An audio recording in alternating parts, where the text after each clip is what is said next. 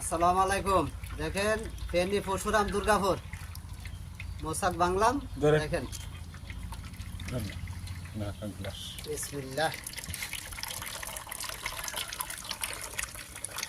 একটু দিন তো পানি দিয়ে আচ্ছা কালার দাও, কালার দাও।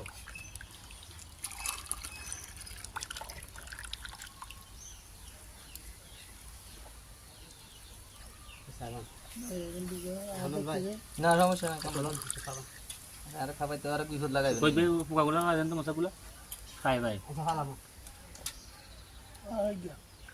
ইয়া দেন